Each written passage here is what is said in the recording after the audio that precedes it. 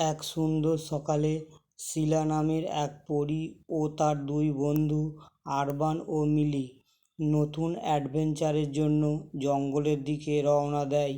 শিলা বলে, আজকের দিনটা দারুণ মজার হবে। মিলি বলে, দেখো শিলা, ওই যে প্রজাপতি, আমি ধরে ফেলবো। এই দিকটা আমরা আগে দেখিনি, চলো এই পথে যাই। জঙ্গলের ভিতর পাখিরা গান গাইছে, ফুলে ফুলে মৌমাছি উড়ছে, চারিদিকে আনন্দের ছোঁয়া।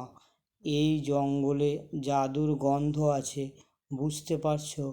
আমার মনে হচ্ছে দারুণ কিছু খুঁজে পাবো। হঠাৎ মাটি কাঁপতে শুরু করে, গাছের পাতা ঝরে পড়ে, বড় বড় পায়ের শব্দ, ধপ ধপ ধপ। কি হচ্ছে ওটা? বিশাল কিছু আসছে। একটা বিশাল দৈত্য বলে, আমি কাউকে ভয় দেখাতে চাই না, আমি শুধু হারিয়ে গেছি আর খুব ক্ষুধার্ত। শিলা বলে, তুমি আমাদের আঘাত করবে না তো? দৈত্য বলে, না, আমি শুধু আমার গুহাটা খুঁজছি। তুমি কি আমাকে সাহায্য করবে? তুমি ঠিক জায়গায় এসেছো, আমরা তোমাকে বাড়ি পৌঁছে দেব, আর আমি তোমাকে কিছু সুস্বাদু খাবার দেব।